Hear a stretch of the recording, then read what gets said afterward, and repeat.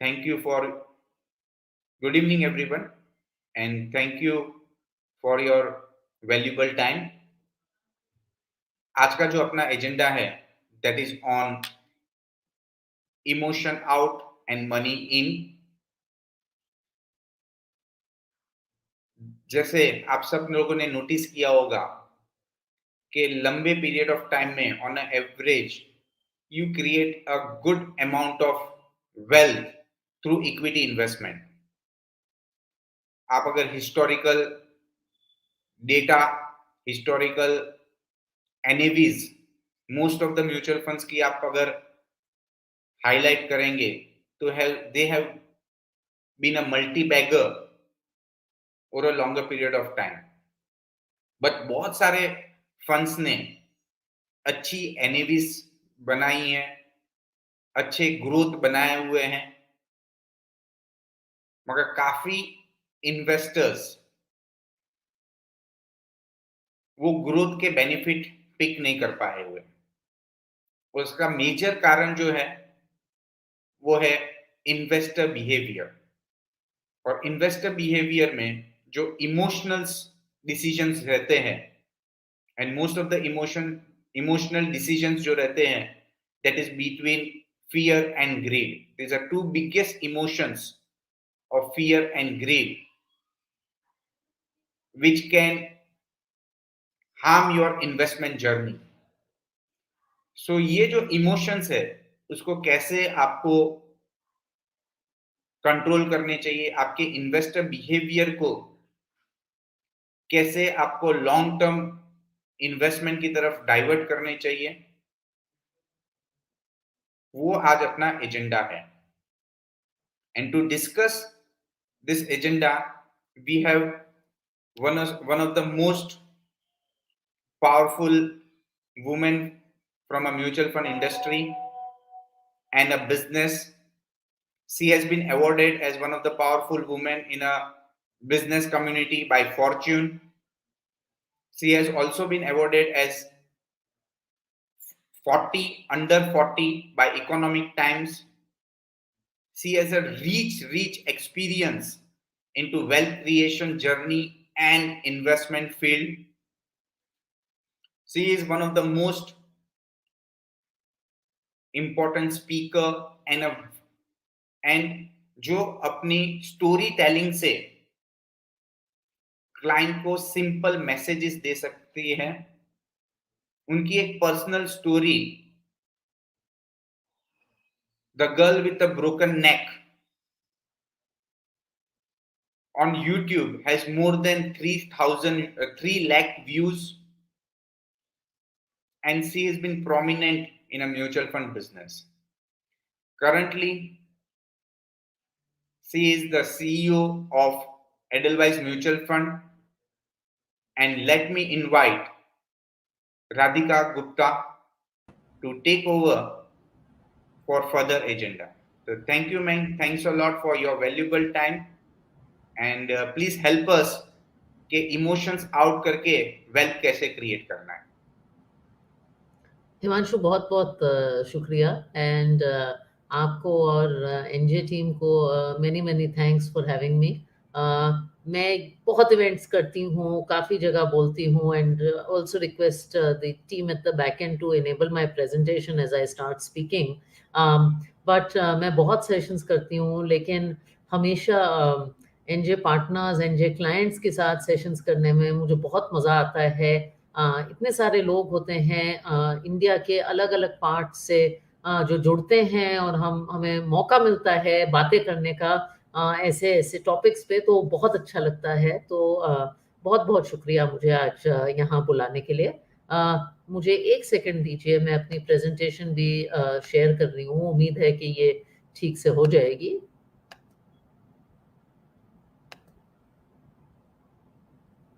हिमांशु, आपकी team confirm कर पाएगी कि स्क्रीन भी विजिबल है? Yes ma'am, it is visible. हाँ, ठीक. तो आई थिंक आज की तारीख में ये जो टॉपिक है जो हम डिस्कस कर रहे हैं कि इमोशंस आउट मनी इन, और इमोशंस का क्या रोल है, what role do emotions play in investing, ये बहुत एक रेलेवेंट टॉपिक है बिकॉज़ मेरे मानने में इक्विटीज़ हमेशा एक वेल्थ क्रिएटिंग एसेट क्लास रहे हैं, बट एक वॉलेटाइल एसेट क्लास रहे हैं और उस वॉलेटिलिटी से नेचुरली इंसान में एक इमोशनल एलिमेंट आता है जिसका मैं ज़िक्र करूँगी। और मुझे बहुत लोग कहते हैं जब क्योंकि अगर आप पिछले 2-3 साल देखें, तो 2020 की जब शुरुआत हुई थी, तो मार्च में बाज़ार बहुत गिरा था, मार्च 20 में कोविड का फ़ियर था और फिर 2020 और 21 में एक बहुत शार्प रैली हुई थी और ऐसा लगा था कि बाज़ार कभी गिर ही नहीं सकता, वॉलेटिलिटी नहीं होगी। बहुत सारे नए निवेशक बाज़ार में आए, new investors came to the market. So there was a belief that there would be no volatility. And then 2022 में जब यूएस इंटरेस्ट रेट्स बढ़े हैं, ये जो सब ग्लोबल वो हुआ है, यूक्रेन में समस्या हुई है, तब से फिर वॉलेटिलिटी आई है। तो बहुत सारे नए निवेशक मेरे से आके कहते हैं कि इक्विटी तो बहुत ऊपर नीचे हो रहा है and it is emotionally very difficult for us. और मैं उनसे कहती हूँ कि ये जो इक्विटी मार्केट में हो रहा है ना, मैं सॉफ्टवेयर इंजीनियर हूँ पढ़ाई से, ये सॉफ्टवेयर की भाषा में एक फीचर है, ये इक्विटी इन्वेस्टिंग का फीचर है, ये बग नहीं है, ये नहीं है कि इक्विटी में कुछ गलत हुआ है। इक्विटी ऐसा ही है, तो इक्विटी तो ऊपर-नीचे होता रहेगा। अब उसके साथ हम अपने इमोशंस को कैसे बैलेंस करें, उसके बारे में थोड़ा बात करते हैं। तो आज मैं 3 चीज़ों का ज़िक्र करूँगी। I will talk about 3 things. One is that where does this sense of emotion come from? Second is कि what are those emotions जो हमारी डिसीजन मेकिंग पे हावी होते हैं, जो हमारी डिसीजन मेकिंग को इन्फ्लुएंस करते हैं, financial decision making. And I think most importantly, क्योंकि हर बात एक्शन ओरिएंटेड होनी चाहिए, हम ऐसी 4-5 क्या चीज़ें हैं जो कर सकते हैं इमोशंस को इन्वेस्टिंग से दूर रखने के लिए, और आज के दौरान में, आज की वॉलेटिलिटी के दौरान में, बाजार के दौरान में हमें करना क्या चाहिए। तो आई थिंक पहले मैं आपको एक कहानी बताना चाहूँगी। बहुत सुनी सुनाई कहानी है, लेकिन फिर भी इसको दोहराना आई थिंक वैल्यूएबल रहेगा। बहुत साल पहले, आई थिंक 17 और 1800, अब मुझे याद नहीं आ रहा, एक बहुत जीनियस आदमी थे जिनका नाम था आइजैक न्यूटन। और आइजैक न्यूटन ने, I mean he was known for Newton's laws of motion, और उनकी आईक्यू, बहुत लोग जो मेरे जान पहचान में हैं उनसे तो कहीं ज़्यादा है, डेफिनेटली मेरे से तो कहीं ज़्यादा है। उन्होंने निवेश किया एक शेयर में जिसका नाम था South Sea company, and it was a trading company, और बहुत सस्ते दामों में, शायद 50 या 100 रुपए में उन्होंने साउथ सी कंपनी का शेयर लिया और शेयर बढ़ता गया और बढ़ता गया, तो उन्होंने और लिया। फिर क्या हुआ, शेयर 600 रुपए का हो गया और उन्होंने बेच डाला और खुश हुए, पैसा बनाया, बेच डाला। फिर क्या हुआ, शेयर बढ़ता गया, उनके दोस्तों ने ले लिया, भर-भर के ले लिया ये शेयर क्योंकि बढ़ रहा था। एंड फिर न्यूटन ने क्या किया, अब उस टाइम कॉकटेल पार्टी वगैरह भी होती थी, बातचीत भी होती थी, दोस्त लोग कुछ कहते होंगे। न्यूटन ने बहुत हाई भाव में, 900 के भाव में लो वो ले लिया। शेयर गया 1200 रुपए तक और न्यूटन साहब बहुत खुश हुए, और फिर शेयर फाइनली क्रैश हुआ 100 रुपए पे और न्यूटन जी ने उसको बेचा। और उन्होंने एक स्टेटमेंट दिया कि मैं सितारों के, प्लैनेट्स के मोशंस को प्रेडिक्ट कर सकता हूँ, I can predict the motion of the stars, but I don't understand the madness of people and their emotions. तो आई थिंक इमोशंस, और this is coming from one of the most intelligent men who has walked the earth, कि emotions को समझ पाना, उन पे काबू रखना बहुत मुश्किल है। और इमोशन का कोई स्विच नहीं होता कि आज ऑन कर लो, आज ऑफ कर लो। ये जो बेसिक इमोशंस हैं, jealousy, fear of missing out, worry, ये कॉमन है, ये सब में होते हैं। तो इमोशंस पे कंट्रोल पाना ही एक बहुत मुश्किल चीज़ है इन इटसेल्फ। अब अब थोड़ी बात करते हैं कि ये जो सारे इमोशंस हैं, इनका इनका हम इतनी क्यों बात कर रहे हैं? इनका आपके रिटर्न्स पे क्या इम्पैक्ट होगा? और मैं एनेक्डोटल बातें नहीं करना चाहूँगी, मैं ज़्यादातर डेटा के थ्रू बातें करना चाहूँगी। तो एक बहुत इंटरेस्टिंग डेटा है और थोड़ा ये पढ़ना मुश्किल है, लेकिन मैं फिर भी आप चाहूँगी कि आप इस पे गौर फरमाइए और थोड़ा समझाऊँगी इसको। This is various asset classes यहाँ दिखाई गई हैं। जहाँ मैं अपना पॉइंटर दिखा रही हूँ, यहाँ ये है डेवलप्ड मार्केट इक्विटी, मानी यूएस इक्विटी का रिटर्न, जो कि 3.8% रहा है। उसके लेफ्ट पे जो है वो है फिक्स्ड इनकम का रिटर्न 5% बॉन्ड्स। उसके लेफ्ट पे है 40-60 पोर्टफोलियो, जो 40% बॉन्ड में है, 60% इक्विटी में है। उसके लेफ्ट पे है 60-40, जिसे हम आमतौर से इंडिया में बैलेंस्ड पोर्टफोलियो कहते हैं। उसके बाद है S&P 500, जो कि एक बहुत जानी मानी यूएस इंडेक्स है। उसके बाद emerging market, small cap, etcetera etcetera etcetera. In the orange, you see a line that says this is the return of the average investor. अब 20 साल का अगर हम एनुअलाइज्ड रिटर्न लें अलग अलग एसेट क्लासेस में, S&P ने 6% कमाया, बॉन्ड्स ने, सिर्फ बॉन्ड्स में निवेश करने में आपको 5% मिला, बैलेंस्ड पोर्टफोलियो में आपको 5% मिला। लेकिन जो आम मामूली निवेशक है, एवरेज इन्वेस्टर, उसका रिटर्न सिर्फ 2.5% रहा है। So the average investor has underperformed all asset classes. And why has this happened? This has happened because of the impact of emotions. Equity में तब निवेश करते हैं जब equity बहुत रन अप हो गई है, निकलते सबसे गलत टाइम में है। उन फंड में निवेश करते हैं जिन्होंने बहुत अच्छा किया है। हमारे यहाँ एडलवाइज म्यूचुअल फंड में एक ऑलमोस्ट जोक हो गया है कि अगर आपको हमारे कंपेटिटर्स के या किसी के फ्लो समझने हैं कि कौन से फंड में सबसे ज्यादा पैसा आएगा, तो आप उनका पिछले 1 साल का रिटर्न देख लीजिए। जिस फंड का बढ़िया 1 साल का रिटर्न होगा उसमें हमें भी भर भर के पैसा आएगा, चाहे हम उसके बारे में बात करें या ना बात करें, क्योंकि लोग देखते हैं पिछले 1 साल की परफॉर्मेंस और फिर आ जाते हैं। और एक बात बताओ, ये हमें लगता है कि ये सिर्फ हिंदुस्तान की एक बात है, लेकिन मेरा मानना है कि behaviours don't have borders, human beings are the same everywhere. जो मैंने आपको डेटा अभी दिखाया है वो यूएस मार्केट्स के लिए भी है, लेकिन वो इंडिया के लिए भी अप्लाई करेगा, वो चाइना के लिए भी अप्लाई करेगा, क्योंकि जो इंसान का बिहेवियर होता है वो देश नहीं देखता। Emotional behaviour is emotional behaviour. तो ऐसे क्या बिहेवियर हैं जो रिटर्न्स पे इम्पैक्ट करते हैं? शायद ये मेरा फेवरेट है और इसके बारे में मैं आपको एक कहानी सुनाना चाहूंगी। एक्चुअली 2 कहानियां बताती हूँ। बहुत साल पहले मैं इंडिया आई थी, 2013 की शायद बात है, और हम लोग एक कमोडिटी फंड रेज करने की कोशिश कर रहे थे, तो निवेशकों से मिलते थे, इन्वेस्टर्स से मिलते थे, बात करते थे। तो तब कुछ चल रहा था कि आप NSCL में, it was national spot exchange of India, उसमें निवेश करिए और अलग अलग कमोडिटीज में कुछ आर्बिट्राज होता था, रॉ वूल और भी बहुत सारी कमोडिटीज होती थी, और आप इसमें निवेश करिए तो आपको हर महीने 1% सॉर्ट ऑफ गारंटी मिलेगा। अब मैं लोगों से बात करती थी कि आप ये क्यों कर रहे हैं, क्योंकि जब हमने NSCL के बारे में चर्चा की, बातें की, तो हमें कुछ ठीक नहीं लगा कि एक गारंटीड रिटर्न जो है वो इतनी आसानी से तो मिलता नहीं है। जब बैंक आपको 6% दे रहा है, कोई चीज आपको रिस्क फ्री 12% दे, तो डजंट स्मेल राइट। तो फिर मैं लोगों से पूछती थी, आपको ये समझ आता है कि रॉ वूल की ट्रेडिंग में क्या हो रहा है? तो ज्यादातर लोग कहते थे नहीं, समझ नहीं आता। तो क्यों कर रहे हैं?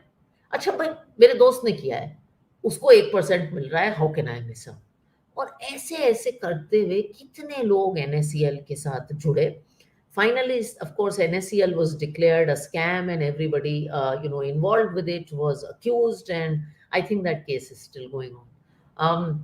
हाल ही में 2 साल पहले मैं दिल्ली की हूँ, मैं दिवाली पे दिल्ली घर गई थी। आई थिंक ये 2021 की बात है, तो मैं गई थी, बहुत टाइम के बाद जा रही थी, कोविड हुआ था, तो लोगों से बात कर रही थी, और बहुत लोग जिक्र करते थे पापा के अच्छे, बहुत एजुकेटेड, वेल, बड़े कंजर्वेटिव सरकारी दोस्त, पापा सरकार में रहे, कि हमें क्रिप्टो में निवेश करना है। तो I would only ask them 2 questions. One, do you understand कि क्रिप्टो करेंसी में आपके पैसे क्यों बनेंगे? और इसका किसी के पास कोई खास जवाब नहीं था।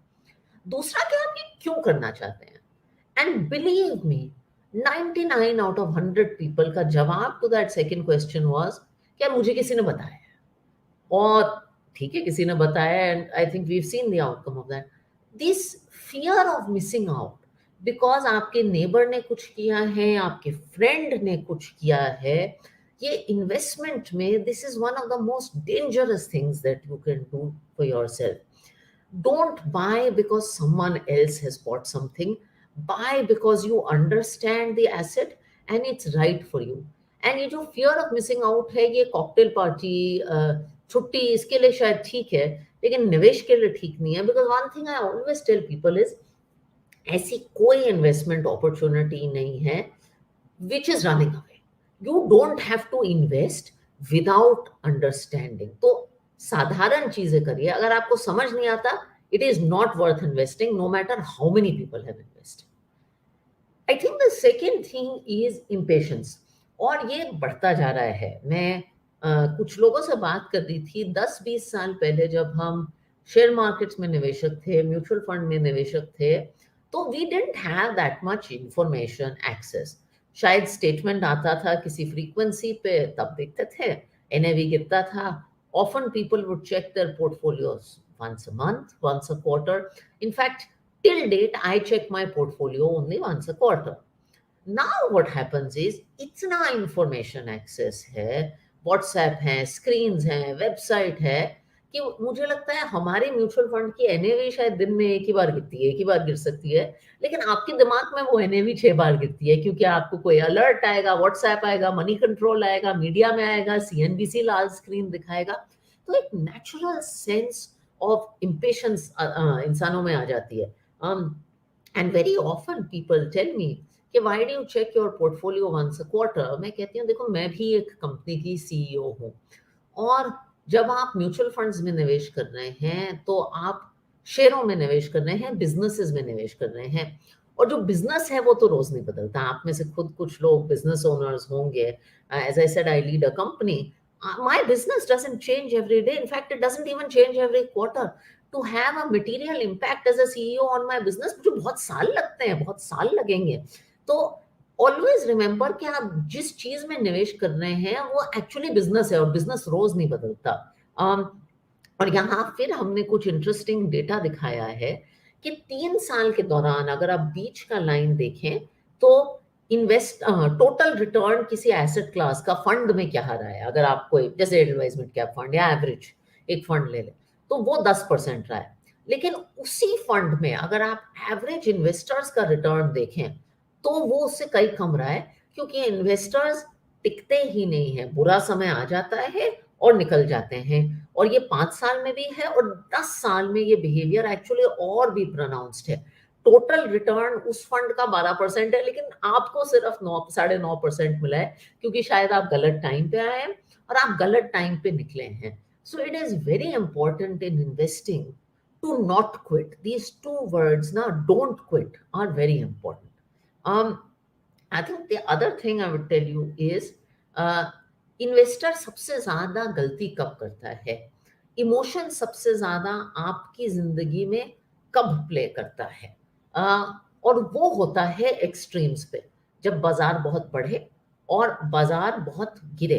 क्योंकि तब क्या होता है, सीएनबीसी टाइप लोग आर्टिकल छापते हैं या न्यूज फ्लैश करते हैं कि 1 बिलियन डॉलर या 10 बिलियन डॉलर या 100 बिलियन डॉलर की market capitalization wiped out in a day. मजा, इंटरेस्टिंग बात ये है, मजे की बात ये है कि जब मार्केट उतना ही बढ़ता है, तो कोई ये नहीं लिखता कि X मिलियन डॉलर्स या billion dollars of market capitalisation added. Bad news बहुत सेल करती है. अगर आपको किसी ग्रुप में पॉपुलर होना है, किसी सोशल मीडिया पे पॉपुलर होना है, तो पैनिक, बैड न्यूज, इन चीजों से बहुत बातें होती हैं. कोई ये नहीं सुनना चाहता कि सब अच्छा है. And many investors lose money the most when markets decline at extremes, because तब डिसीजन मेकिंग आपकी वीक हो जाती है. तो डैल्बर ने एक रिसर्च की कि 2018 में जब मार्केट का एक बहुत बुरा फेज आया था, मार्केट 4% डाउन था, लेकिन उस टाइम जो एसेट क्लास का रिटर्न है और जो इन्वेस्टर का रिटर्न है, उसमें 5% का गैप था. तो खास तौर से जब मार्केट एक्सट्रीम पे है, तो अपने बिहेवियर को एक चेक में रखें. एक बहुत अच्छी मैंने किसी सेलर से वो करी थी कि जब एक सेलर जो एक शिप चलाता है, स्टॉर्म में होता है, you don't change your strategy in a storm. तो बुरे मार्केट में अक्सर लोग मेरे से कहते हैं कि क्या करें, और मैं कहती हूँ कुछ मत करो, क्योंकि बुरे मार्केट में आपकी खुद की इमोशनल और डिसीजन मेकिंग कैपेसिटी बहुत इम्पेयर्ड होती है। राइड आउट द स्टॉर्म, और जब स्टॉर्म चला जाएगा ना, फिर उसका पोस्टमार्टम करना। स्टॉर्म के बीच में पोस्टमार्टम मत करो, बस सरवाइव करने की कोशिश करो। अभी आते हैं इस बात पे कि ये तो हुई इमोशंस की बात, हमने बात की फोमो की, हमने बात की पैनिक सेलिंग की, हमने बात की लॉन्ग टर्म ओरिएंटेशन और इम्पेशंस की। अब कुछ बातें करते हैं कि इन चीजों पे काबू कैसे पाया जाए। देखिए, मार्केट को तो हम प्रिडिक्ट नहीं कर सकते, मार्केट को तो हम कंट्रोल नहीं कर सकते, लेकिन जिस चीज पे हम कंट्रोल दिखा सकते हैं वो है खुद का बिहेवियर, खुद का प्रिडिक्ट नहीं कर सकते, लेकिन मैं कह सकती हूँ कि आप प्रिपेयर जरूर कर सकते हैं।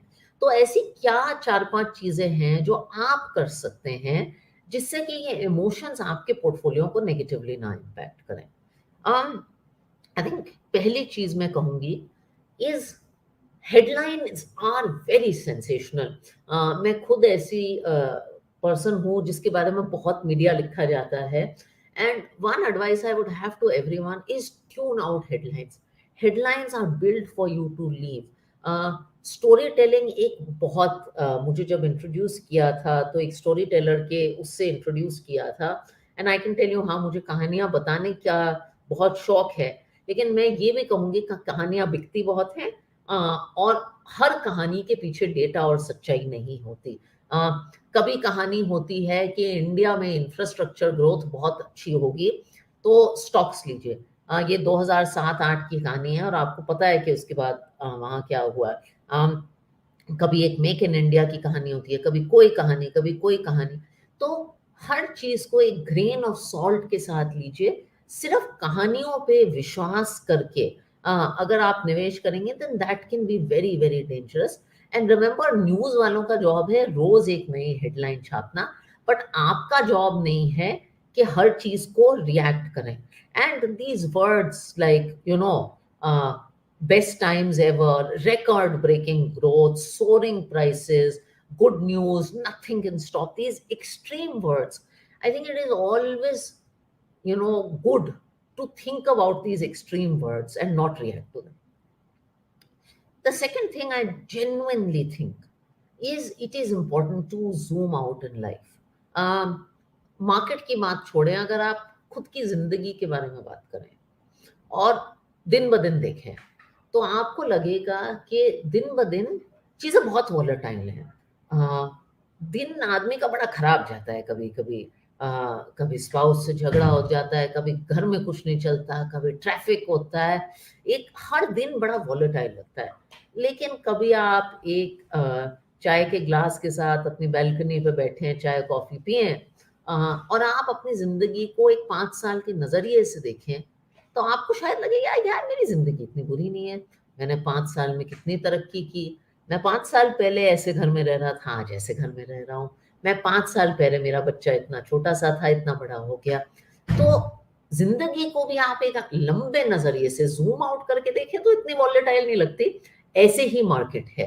अगर आप मार्केट को दिन ब दिन, घंटे पर घंटे देखें तो रोज ऊपर नीचे होता है, लेकिन जब आप जूम आउट करेंगे तो आपको एक अपवर्ड ट्रेंड दिखेगा, आपको एक ग्रोथ दिखेगी। तो जूम आउट करना मेरे हिसाब से बहुत जरूरी है।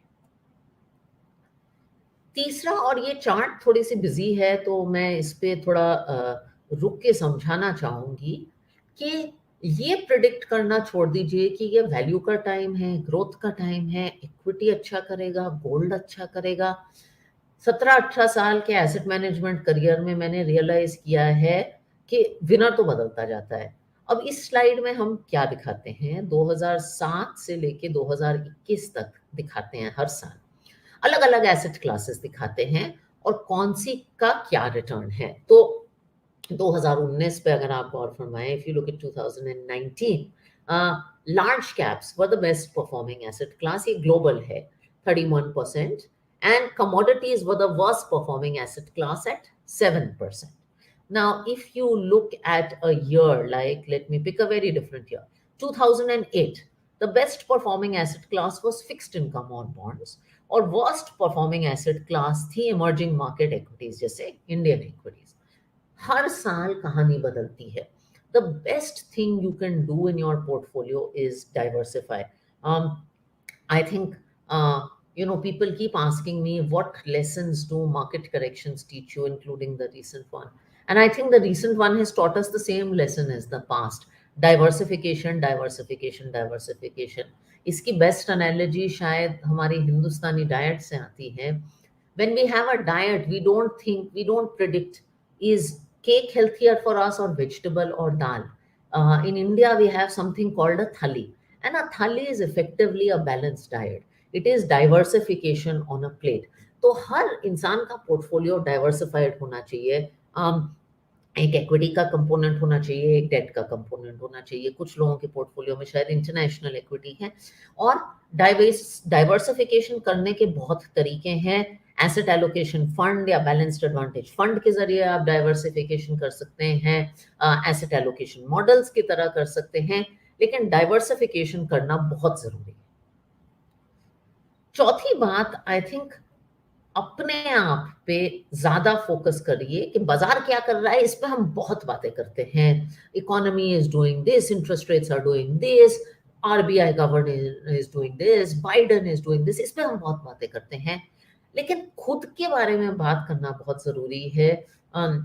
There's a very well known quote that says personal finance, the field of personal finance is first personal then finance.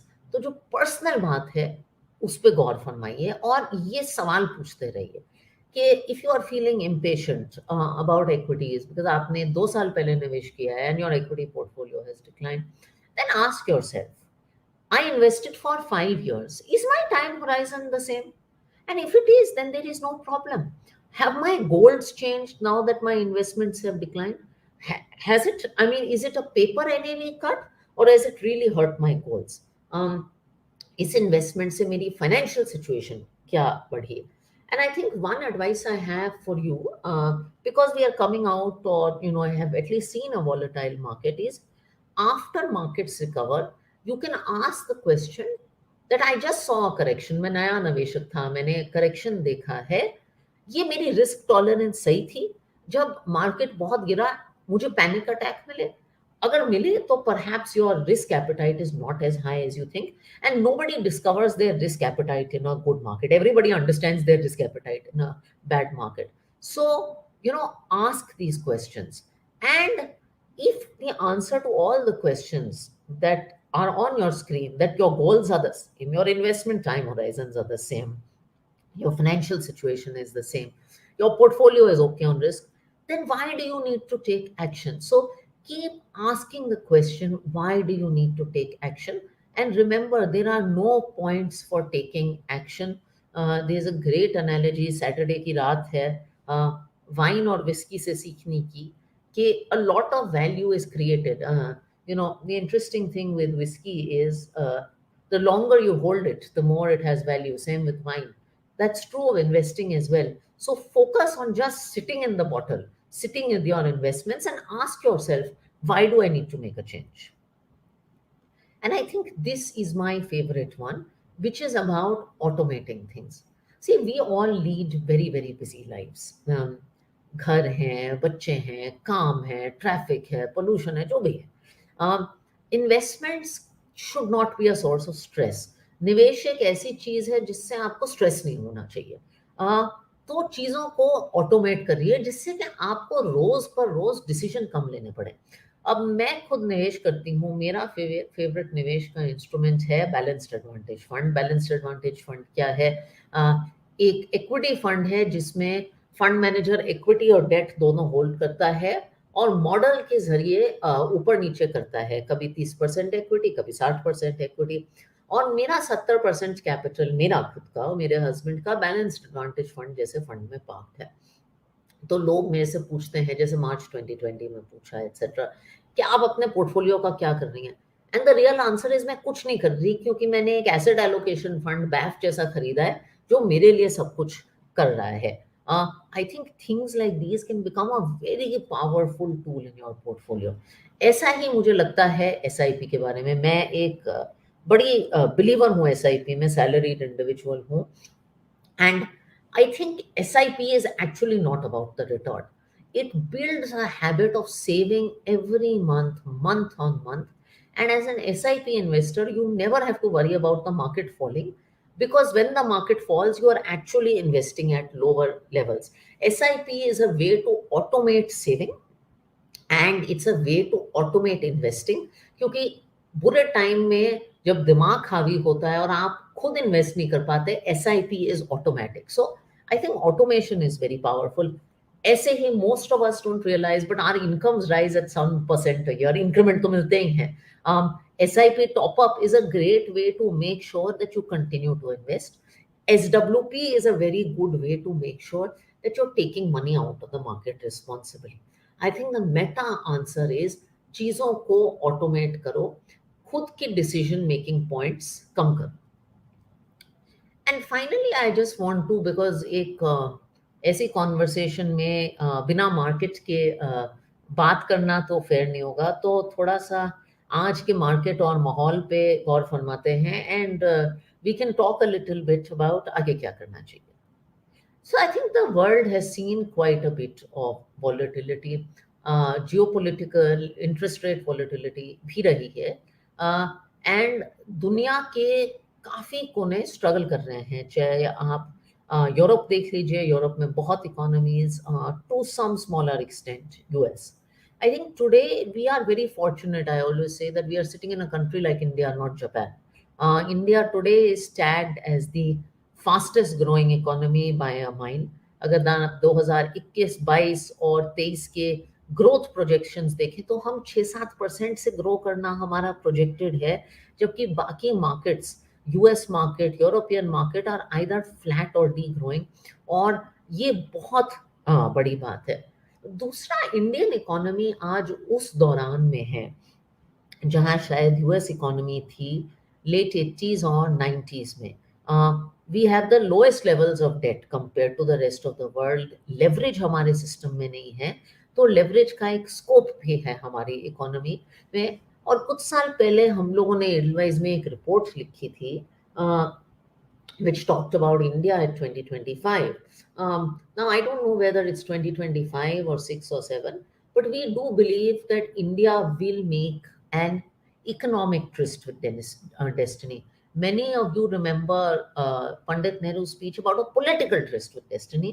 हमें लगता है अगले कुछ सालों में इंडिया एक इकोनॉमिक ट्रस्ट विद डेस्टिनी बनाएगा. 2 बिलियन की इकोनॉमी 5 बिलियन की हो जाएगी, और बहुत सारी चीजें इसको ट्रिगर करेंगी, चाहे वो आपकी इंफ्रास्ट्रक्चर ग्रोथ है, चाहे आपका कंजम्पशन है, चाहे आपका फाइनेंशियल सेक्टर है, और द फैक्ट कि आपकी एक बहुत यंग पॉपुलेशन है. तो I think we should be very fortunate that we are part of the fastest growing economy. And as I said, जब हम zoom out करके देखें तो हमने पिछले 7-8 सालों में भी काफी तरक्की की है. आज की तारीख में हम 5th लार्जेस्ट कंट्री हैं जीडीपी में. एफडीआई फ्लोज में हमारा शेयर बढ़ गया है, और ये कहते हुए भी मैं ये कहूंगी कि अगर आप ये पीरियड देखें और 2008 देखें, दोनों पीरियड्स में एफआईआईज ने इंडिया से बहुत पैसा निकाला है. इनफैक्ट अब ज्यादा निकाला है. 2008 में बाजार 50% गिरा, इस बार इतना नहीं गिरा, क्योंकि हमारी एक डोमेस्टिक कैपिटल मार्केट बहुत वाइब्रेंट हो गई है. आप लोगों और एनजे जैसे पार्टनर्स के कारण आज एसआईपी बुक हमारी $2 बिलियन के करीब हो गई है. तो $2 बिलियन हमारी मार्केट में रिटेल कैपिटल आता है, और ये कोई छोटी बात नहीं है. इससे हमारा मार्केट बहुत रेजिलियंट हो गया. तीसरी बात ये कि आई थिंक ये एक डेकेड रहेगा जहां इंडिया की मैन्युफैक्चरिंग स्टोरी बहुत बढ़ेगी. पीएलआई जैसी स्कीम्स ने मोबाइल फोन्स में बहुत सक्सेस देखा है, बहुत अलग क्षेत्रों में वो देखेंगे. चाहे हमारी auto production, steel production ranks देखें, बहुत प्रोग्रेस हुई है. यूनिकॉर्न के किस्से तो सबने देखे हैं. ईज ऑफ डूइंग बिजनेस बहुत बढ़ गया है. एंड 8 साल में देखिए निफ्टी 6,000 का 18,000 हो गया है, और 8 साल कोई बहुत लंबा अरसा नहीं है. तो अगर हम अगले 8 साल देखें 2030, तो there are a lot of reasons I think to be optimistic and you know what I would say, अगर हम 3 साल मार्केट का देखें, this year could be volatile. It could be very volatile because the fact is you are not completely away from the global economy. But if you look at 2-3 years out, I think India is in very good shape. हमारी domestic economy बहुत अच्छे conditions में है. ये हमारे financial sector की earnings, consumption companies की earnings में रिफ्लेक्टेड है. डोमेस्टिक इनफ्लोज हमारे कैपिटल मार्केट के बहुत अच्छे हैं. हाउस होल्ड डिमांड और कंजम्पशन डिमांड बढ़ रहा है. क्रेडिट ग्रोथ कंसिस्टेंटली बढ़ रही है और मैक्रो इकोनॉमिक कंडीशंस बहुत स्टेबल हैं. इनफैक्ट इंडिया एक ऐसी कंट्री है जिसने शायद कोविड को बहुत अच्छे तरीके से हैंडल किया है, क्योंकि हमने बहुत खर्चा नहीं करा कोविड से निकलने में. तो इंडियन इक्विटीज काफी रेजिलिएंट रही हैं और शायद वॉलेटाइल रहेंगी. तो वॉलेटिलिटी के लिए आपको प्रिपेयर्ड रहना पड़ेगा. पर 2-3 साल का आउटलुक हमारे हिसाब से बहुत अच्छा है. मैं यही खत्म करना चाहूंगी, बट आई वुड से a few things. One is, as I said, India today is some kind of oasis in the world. Oasis doesn't mean that there will be no volatility. It means that there will be volatility. But लंबे समय के निवेशक के लिए I think we could be in a better place. Market high आते रहते हैं and market high I don't make much of, it doesn't matter. तो यू नो लोग कहते हैं अच्छा अब निवेश करूं मार्केट हाई पे हो गया. वेल आई मीन मार्केट तो हाई पे होता रहेगा. I think that doesn't matter for a long-term investor. There is a wealth creation story that comes from participation in the economy, और आपको उस पे फोकस करना चाहिए और अपने गोल्स पे फोकस करना चाहिए. वॉलेटिलिटी चलती रहेगी, अपने इमोशंस पे काबू रहिए, एसआईपी करके एसेट एलोकेशन पे फोकस करिए. एंड आई थिंक हमारे यहाँ एडलवाइज म्यूचुअल फंड में हमारा बहुत मानना है कि मुश्किल वक्त में एडवाइस जरूरी है. तो अपने जो डिस्ट्रीब्यूटर हैं उनसे बात करिए. आमतौर पे जब अकेले रहते हैं तो इमोशनल प्रॉब्लम ज़्यादा रखती हैं, लेकिन घर में भी पर्सनल लाइफ में भी बात करने से बात करती है. तो अपने डिस्ट्रीब्यूटर से, अपने एडवाइज़र से जाके बात करिए और वो भी आपको इस जर्नी में गाइड कर सकते हैं. मैं अपने रिमार्क्स यहीं स्टॉप करना चाहूँगी, और अगर कुछ क्वेश्चंस हैं तो I would be very happy to take. Thank you, ma'am. Thanks a lot for the great journey of emotions. और जैसे आपने बताया कि जो लर्निंग्स थे इसमें कि if you are a long term investor और एवरी डे अगर आप अपने इन्वेस्टमेंट को ट्रैक नहीं कर रहे हो और अपनी लाइफ की तरह हर 5 साल में आप बैक देखोगे तो आप काफी ग्रो कर चुके होंगे. तो सेम वे इन्वेस्टमेंट में भी अगर आप लंबे टाइम में हर 4-5 साल में एक बार ध्यान रख के पीछे देखोगे तो you will be creating a good wealth.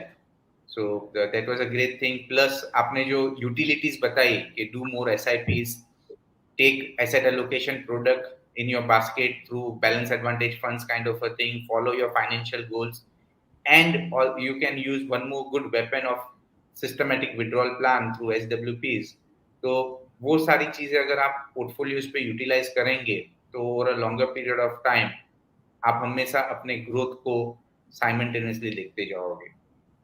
तो मैम इसमें एक क्वेश्चन जो आ रहा है यहाँ पे कि अगर हमें अपने फाइनेंशियल गोल्स की बात करें, जैसे if I take an example कि my daughter is currently 10 years old and मैं अगर उसका हायर एजुकेशन प्लान बनाता हूँ तो प्रॉब्ली मुझे अगले 10 साल के बाद उसका हायर एजुकेशन के लिए एक बड़ा कॉर्पस लगेगा. तो मुझे ये गोल के लिए हर साल एक्शन प्लान क्या सिलेक्ट करना चाहिए? देखिए, एक तो हायर एजुकेशन के लिए मेरा भी छोटा-सा लड़का है, तो मैं उसका अभी से 20 साल का एजुकेशन प्लान बना रही हूँ. और ये ज़रूरी है 2 बातों, क्योंकि एक तो एजुकेशन कॉस्ट में इन्फ्लेशन बहुत हो गया है. दूसरा, बहुत लोग बच्चों को बाहर भेजना चाहते हैं. अब मैं बाहर पढ़ी हूँ, जब मैं बाहर पढ़ी थी, मैं आपको एग्ज़ाम्पल देती हूँ, फीस थी $40,000 और रुपए डॉलर का रेट 40 था. अब फी हो गई है $70,000 और रुपए डॉलर का रेट तो आप जानते हैं 80 के. तो ये प्लान करना बहुत ज़रूरी है. I think it is very important few things यार. एक तो जितनी जल्दी आप शुरुआत कर सकें उतना जल्दी करिए. दूसरा, वो अमाउंट कैलकुलेट कीजिए कि भाई इन्फ्लेशन के साथ और करेंसी के साथ बच्चा कहाँ पढ़ेगा, कब पढ़ेगा, आपको कितना चाहिए, और जितना आप लमसम कॉर्पस अभी इक्विटी में पार्क कर सकते हैं वो करिए, and then gradually you can add it, or you can do an SIP and do an SIP top up as your income increases.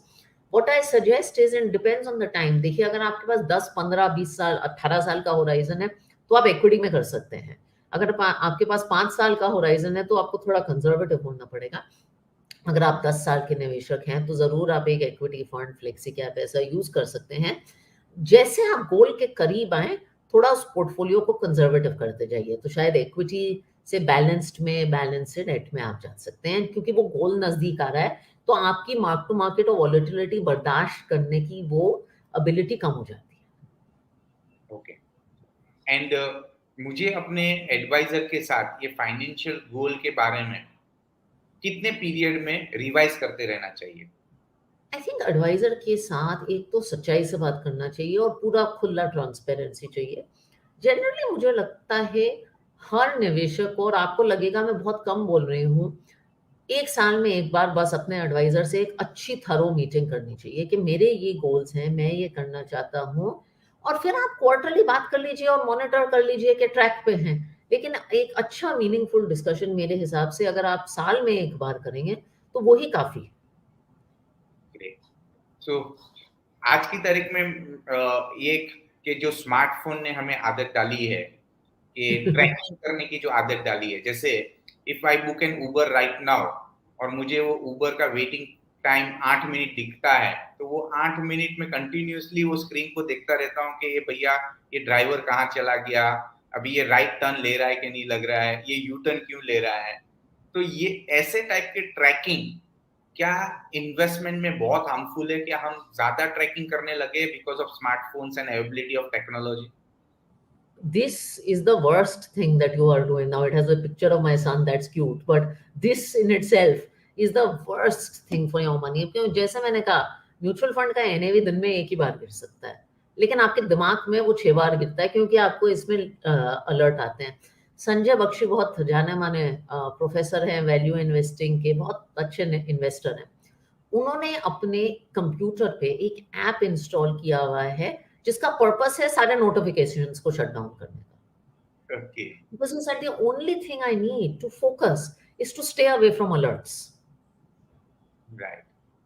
And ये अलर्ट्स आज की तारीख में बढ़ रहे हैं because of the news and media business. और ये Hmm. News and media business क्या हमारे फियर और ग्रीड को ज्यादा ट्रिगर करते हैं? See, Netflix once made a statement that they don't compete with Amazon Video. They compete with your sleep. They compete for your time. They want your time, right? So right. remember that your time is the most valuable thing you have. And constantly watching the market can only make you agitated. I think you always have to remember, मैंने निवेश mutual fund में नहीं किया, मैंने निवेश share में नहीं किया, मैंने निवेश बिजनेसेस में किया है। और बिजनेस क्या हर दिन हर घंटे बदलता है। अगर आप अपने आप से ये सवाल पूछेंगे, स्टॉक प्राइस बदलता है, बिजनेस नहीं बदलता। True, true.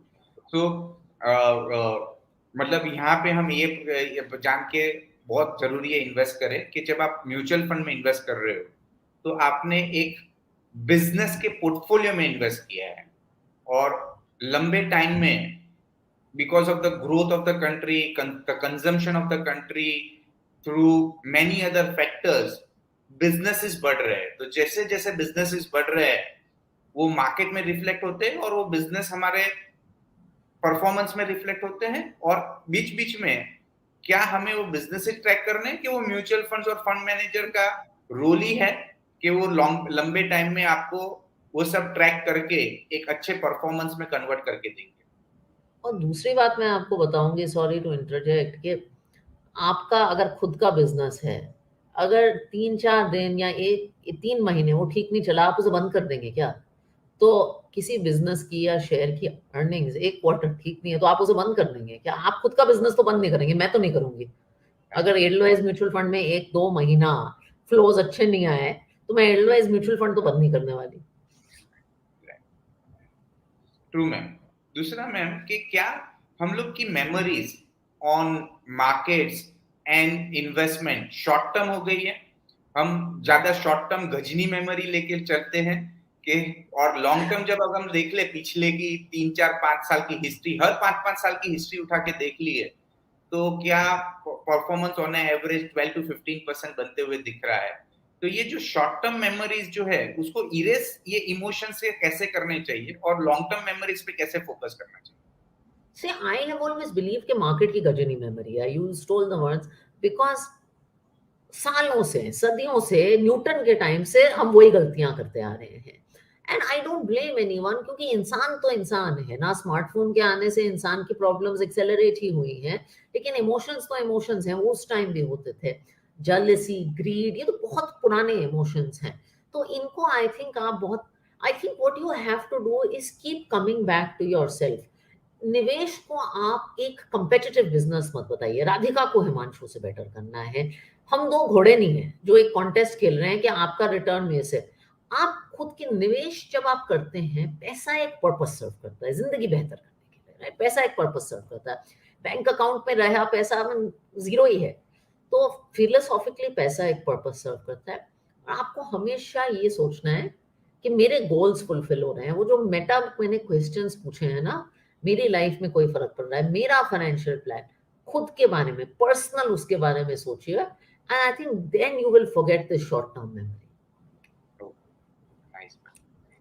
दूसरा मैम, जब हम ट्रेडिशनल इन्वेस्टमेंट में इन्वेस्ट करते हैं लाइक बैंक अकाउंट, पीपीएफ, वहां पे हम बहुत पेशेंट है। पीपीएफ में हम 15 साल पैसा रखते हैं और हमारी शायद इन्फ्लेशन को भी पैसा बीट नहीं करता है। सो पीपल का ये टेंडेंसी क्यों होता है कि जब वो इक्विटी की तरफ जाते हैं तो इम्पेशेंट हो जाते हैं और ज्यादा ट्रैकिंग करना चालू कर देते हैं? इसका एक ही और मैं आपको एक और एग्जांपल दे रही हूँ। मैं घर में बैठी हूँ एंड मेरे घर की तो रोज एनएवी नहीं आती, लेकिन प्रॉपर्टी प्राइसेस तो ऊपर नीचे जाते हैं। अगर मेरे घर की रोज एनएवी आती तो शायद मैं इतना शांत नहीं रहती, लेकिन मेरे घर की तो रोज एनएवी पब्लिश नहीं होती। म्यूचुअल फंड की तो रोज एनएवी पब्लिश होती है, स्टॉक मार्केट के प्राइस पब्लिश होते हैं। फिर 4 वेबसाइट म्यूचुअल फंड पे एनालिसिस करेंगी कि ये आज घोड़ा चल रहा है, ये घोड़ा क्वार्टाइल 2, ये 3, ये बेंचमार्क, ये वो। तो इसलिए हम नहीं करते।